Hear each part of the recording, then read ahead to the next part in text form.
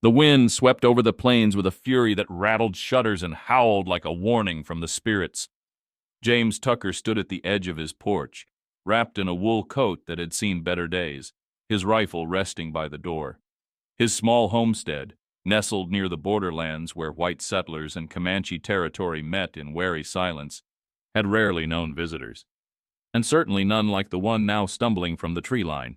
She came alone. A girl, maybe 16, bare feet torn from thorns and stone, dress ragged and soaked with blood and rain. Her hair was dark as pitch, and her eyes, though wide with exhaustion, held a fierce light beneath the grime. She was a Comanche. There was no question. But what was she doing this deep in settler land, and why did she look more hunted than hunting? James cursed under his breath. Helping her would mean trouble. The kind that came on horseback, painted and armed with bows and war cries. But leaving her in the cold was a choice he couldn't make. He stepped off the porch, his boots crunching the frost-bitten earth. She didn't run. She swayed like a leaf in the wind, watching him with distrust. "I ain't here to hurt you," he said quietly, raising his hands. "You're bleeding.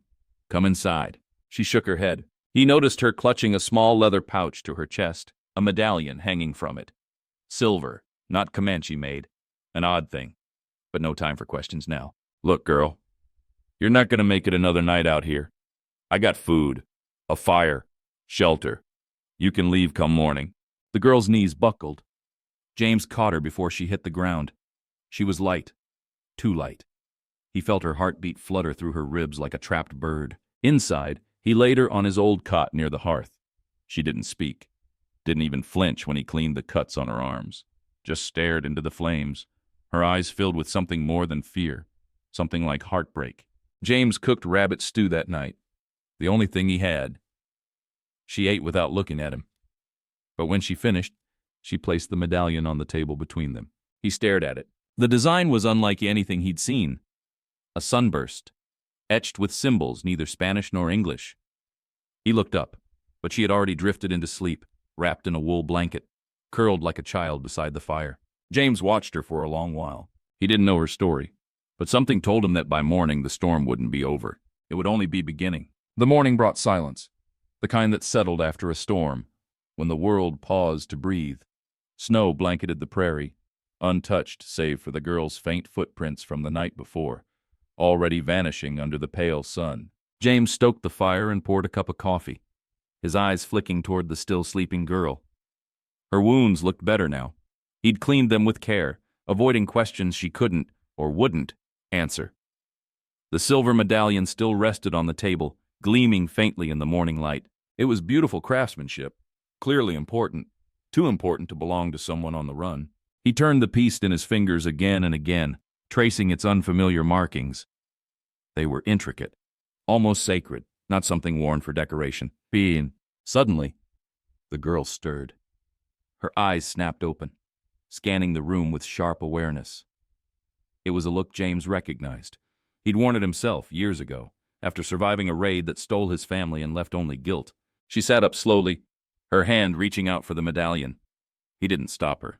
"I don't mean to pry," James said gently. "But if someone's after you, I ought to know what I'm dealing with." She didn't answer at first. Then softly, in accented English, "My name is Nita. That is my father's." James blinked. "Your father's what?" "His mark." She touched the medallion. "He is war chief of the Casote." James went still. The Casote were Comanche, fierce, proud, and rarely seen this far north. A war chief's daughter? That explained the medallion, and the danger. "You ran from your own people?" he asked, unsure if he was more surprised or concerned. She looked down. "Not ran, taken by white men. I escaped. I walked many suns." James clenched his jaw. He'd seen what happened to Comanche girls when taken by the wrong kind of men, the ones who lived without honor, even among settlers. "You found me," she added quietly. "You did not turn me away." Before he could respond, the distant sound of hooves broke the quiet. James grabbed his rifle and stepped outside. Atop the far ridge, silhouettes moved in the snow. Dozens of them. Warriors on horseback, feathered lances, faces painted with vengeance. The Casote had come, and they had surrounded his home. James stood motionless on his porch, his rifle held low but ready. Snowflakes caught in his beard, melting slowly as tension gripped his spine. He counted 10, 20, 30 riders, maybe more, encircling the cabin like wolves around a wounded elk. Each rider wore the colors and war paint of the Caasote. Spears gleamed with sharp bone tips, and arrows bristled in leather quivers. Their horses stomped the snow, snorting, as if they too tasted the heat of what was about to happen. At the center of the formation rode a man unlike the rest, broad-shouldered, cloaked in buffalo hide, and wearing a long strand of eagle feathers that trailed down his back. He held no weapon, but his mere presence commanded the others. Nita stepped out behind James. She didn't flinch at the sight. Her voice was a hush. "That is my father." James lowered his rifle. The war chief's eyes locked on his daughter. Time seemed to slow as their gazes met across the snowy clearing. Then the chief raised a hand and the riders halted as one. He dismounted, moving with the silent power of a man who had walked through blood and fire and never once looked back. When he stepped forward, James instinctively took a step in front of Nita, but she gently moved beside him. "I am not prisoner," she whispered. The chief stopped 10 paces away, eyes flicking to James. "Why is my daughter in your home?" the chief asked in slow, deliberate English. His voice was gravel and wind. James didn't move. "I found her half dead in the snow. I gave her warmth, food, safety."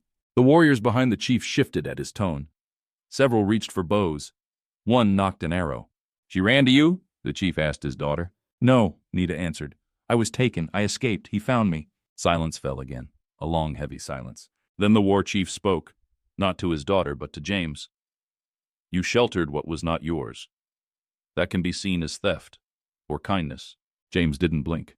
"Depends on the man looking at it." A beat passed. Then the chief reached into his fur coat and drew out a small pouch. He opened it and removed a bundle of black feathers bound in sinew. He walked forward and placed them at James's feet. "A life for a life," he said. "You gave her shelter. I offer you peace." James looked down. The feathers meant truce. In Comanche custom, it was a sacred act of gratitude. But there was more behind the chief's eyes, an unspoken test. "Do you intend to take her back?" James asked, voice calm. "She chooses," the chief said simply.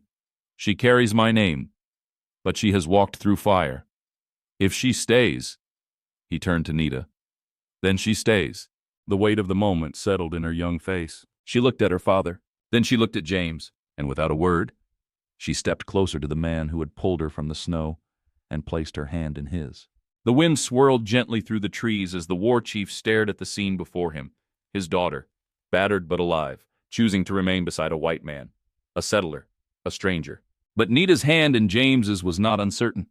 It was steady, not of fear, but of quiet strength. She had made her decision. The warriors behind the chief muttered in Comanche. Some disapproved. Others simply watched, waiting for the word to ride or to retreat. At last, the war chief turned to Nita. "If you stay," he said in his native tongue, "you walk a narrow path. You will be no longer of the Caasote, nor fully of them. You will belong to no one but your own heart." Nita nodded, her voice clear. "Then I will walk as myself. I have walked as nothing." That was worse. He looked long at her, pain in his eyes but no weakness. Then he stepped forward, pulled something from around his neck, and placed it gently into her hand. A small carved bone totem, a thunderbird, one she had worn as a child. "You keep this," he said. "If the world forgets you, we will not." Nita clenched the token, her throat tight. "Nea lahe," she whispered. "Thank you." Then the chief turned to James. "I have seen men take. I have seen them break what they do not understand. You have done neither. For that I leave with respect." James inclined his head. And without further word, the war chief raised his hand. 70 riders wheeled their horses in a single motion, snow flying from hooves like powder clouds. In moments, they were gone, disappearing into the pines without a sound. The silence that followed felt vast. James let out a breath he hadn't realized he'd been holding. Nita stood beside him, the medallion around her neck again, the totem in her palm. For the first time since she arrived, her shoulders relaxed. "You sure?" he asked quietly. She looked at him, then around, at the rough-hewn porch, the cabin, the lonely trees. "Yes?" Then it settled. Inside, James made coffee. He offered her a tin cup. She took it with both hands, warming her fingers on the sides. She sat at his table like she'd always belonged there. He studied her in the firelight, so young yet carved by pain, wild but not lost. "I don't know much about your people," he said slowly, "but I figure if we're under the same roof, we'd better learn from each other." She raised an eyebrow. You want to know Comanche ways? I reckon I do. Starting with what to call you properly. She smiled faintly. Nita is short. Real name is Nita Ani, a name for wind that never stops moving. James nodded. Fitting. What do they call you? She asked. He chuckled. Most folks call me Tucker. James if they're feeling polite. She thought for a moment. Then I will call you James. You saved me. But more, you let me choose.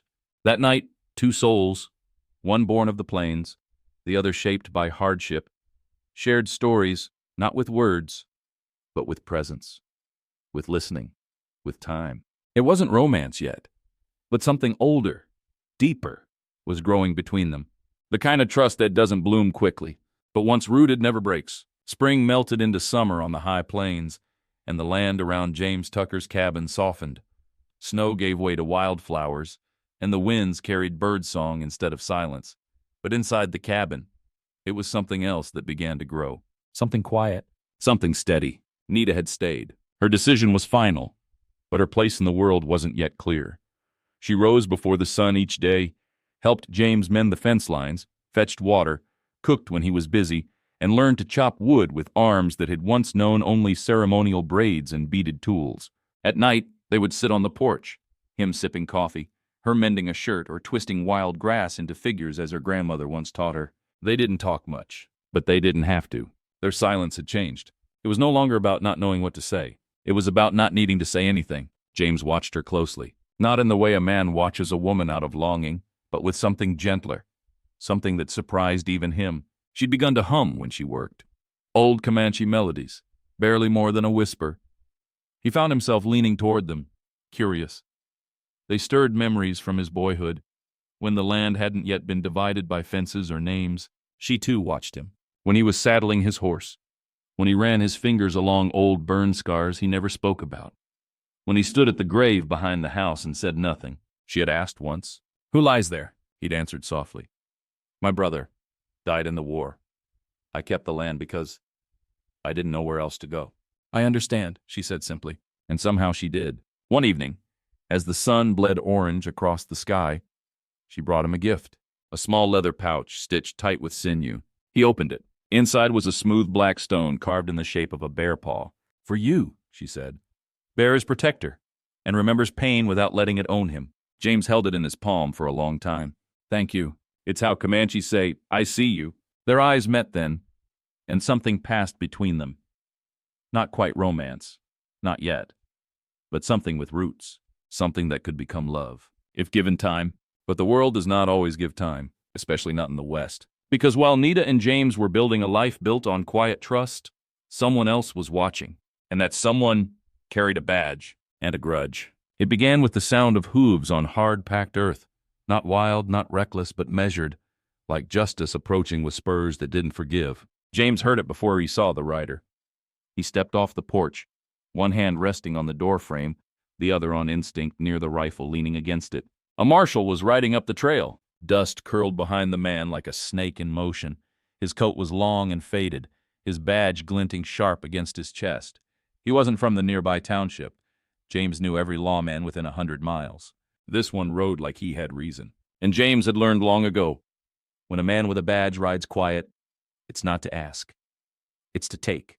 The marshal dismounted, slow and stiff from the saddle.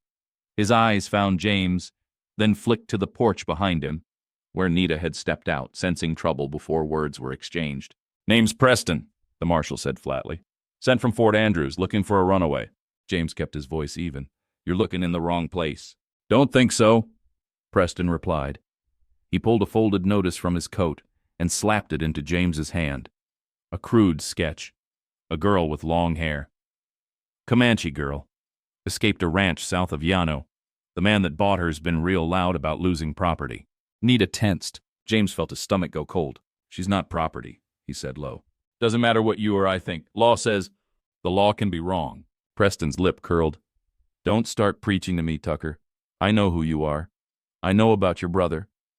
How he died cleaning up after your mistakes." James's fist clenched. "Let me see your face," the marshal demanded. Nita stepped forward. He looked at her. "Too long." Then he pulled the sketch again and compared. "Name?" he asked. "I am Nita Ani," she said clearly. "Daughter of Chief Sakatu of the Ka Sote." I was taken from my land. I escaped. No man owns me." Preston chuckled once. "Well, ain't that a noble story? But law don't care about nobility. It cares about documents, claims, and the man who filed for ownership has a paper that says you're his." James's voice was quiet but final. "She's not going anywhere." Preston narrowed his eyes. "Then you'll be harboring a fugitive. That's a hanging offense in some towns. Not in mine." Preston spat into the dirt. "I'll be back, with more than words." He mounted again. "You got 3 days, Tucker. After that I come with men, and a judge." He rode off without looking back. That night the sky burned with stars, too bright, too silent. James and Nita sat inside, the door locked, the rifle near. She didn't ask what he would do. She didn't plead or panic. Instead, she placed the carved bear paw totem in his hand again. "You don't owe me this," she said. "I don't owe you," James answered. "But I choose you." She blinked slowly. Her voice broke. "No one's ever said that before." He looked at her. "Then it's time someone did." And with that the line was drawn. Not between Comanche and white, but between what was right and what the world still tried to call legal. 3 days. That's what the marshal gave them. But out on the edge of the world where the wind whispered truths older than fences or law books, time didn't pass in hours. It passed in choices. And James Tucker had already made his. The morning after the warning, he rose before the sun and saddled his horse. Nita was already outside, kneeling by the fire pit, crushing dried herbs between her fingers. She looked up, her eyes steady. "You're not leaving," she said, not a question. "No," she nodded. He swung into the saddle, rifle on his back, satchel at his hip. "I'm going into town," he said, "to talk to someone who still remembers what a man's word used to mean." "You will not go alone." Her tone didn't allow argument. The town of Dustvale wasn't large. It had 1 saloon, 2 churches, and enough buried secrets to drown 10 preachers. James rode in slow, eyes catching the glances from men who remembered his family name and the scandal that had tarnished it.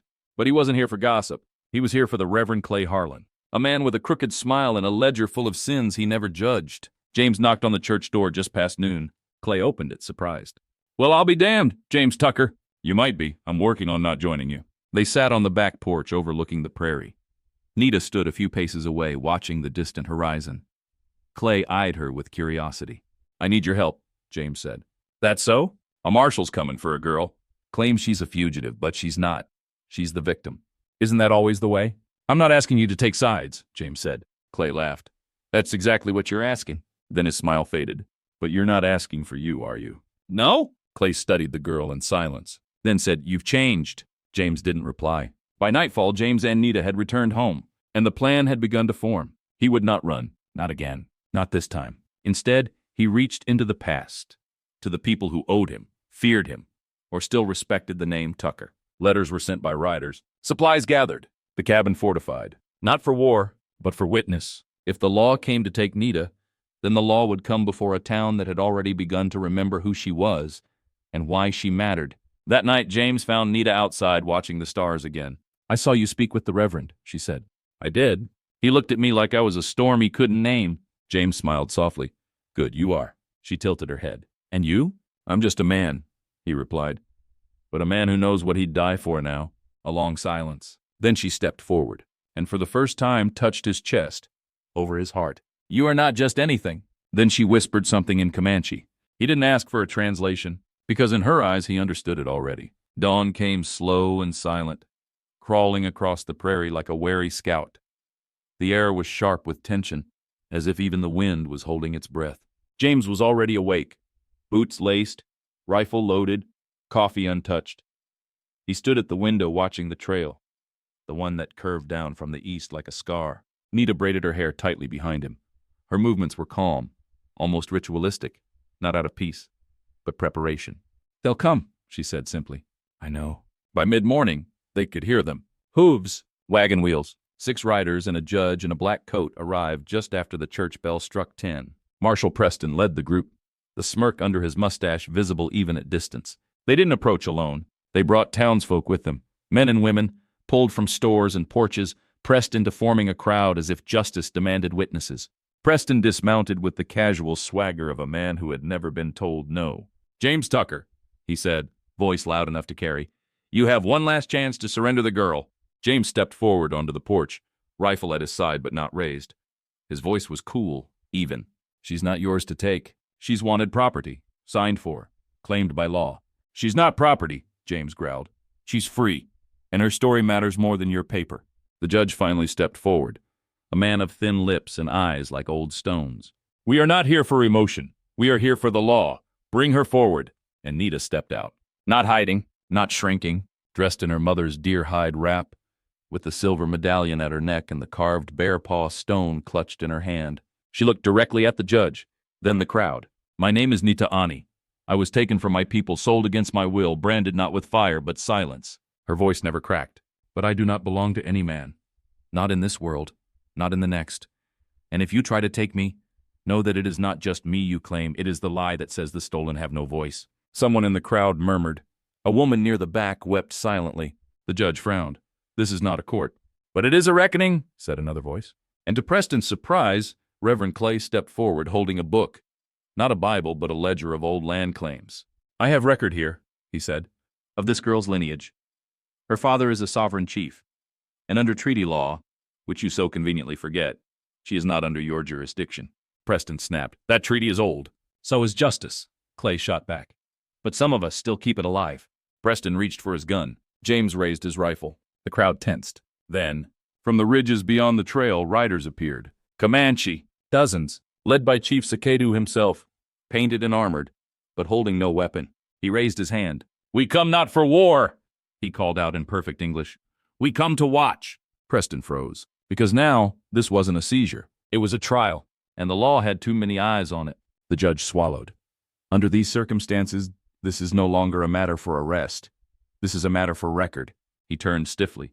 We will take no action here. And just like that, the tension broke. Preston spat, but said nothing more. He mounted his horse and rode away without another word. That night, Nita and James sat in silence again. Only now, the silence had changed once more. Not about survival, not about trust, but about something closer, something permanent. He looked at her across the fire and said, You ever think of staying? She smiled. I already did. Autumn crept into the valley like a quiet promise. Golden leaves, cooler air, and the scent of earth softening under the changing light. It was the kind of season that brought reflection, and the need to speak what had gone unspoken too long. Nita and James had settled into a rhythm that was no longer survival. It was something more human, more deliberate. They worked together, cooked together, watched the world from the porch in silence that had become something sacred between them. But the nearness, it burned. And silence, even sacred, cannot hold everything. That night, the fire cracked gently in the hearth. Outside, coyotes called to one another across the hills. Nita sat cross-legged on the floor, braiding dried lavender and sage into little bundles. James sat at the table cleaning his old rifle, not for war, but out of habit. He looked at her hands, then at her face, so still, so composed. But he saw what flickered beneath, the same storm that stirred in him.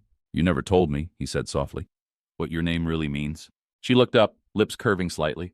Nidani, it means wind that never stays. That true? He asked. Do you plan to leave? Her braids stilled. No, she said, not anymore. Silence fell again, but this time it was different. He leaned forward, elbows on his knees. His voice dropped. I don't know much about saying things the right way. I've lost too many folks trying to do that. But if I don't say it now, I might never. She watched him, calm. He exhaled. I care about you. More than I ever thought I could. And I don't know what that means for a man like me. Or for a woman like you. But if you'll stay, I'll build something here. Not just fences. A life. With you in it. Nita said nothing for a moment. Then slowly she placed the braided herbs on the table, crossed the room, and knelt in front of him. She took his hands into hers. I knew you felt it, she whispered. I just needed time to know it wasn't out of debt or pity. It's not, he said firmly. I know, she breathed. Because I feel it too. She rested her forehead to his. And for the first time since she walked out of that forest and into his cabin, they did not sit apart. That night they didn't sleep in silence. They slept with arms around one another, and dreams that dared to stay. Winter came late that year, not with storm or fury, but with a hush that blanketed the land like a prayer finally answered. Inside the cabin, firelight danced across wooden beams and rough stone. But what warmed the space wasn't the fire. It was belonging. It was love. James had cleared the fields before the first snow. Nita, ever swift and silent, had filled the pantry with roots and dried meats, her hands moving with the skill of memory passed down from women long before her.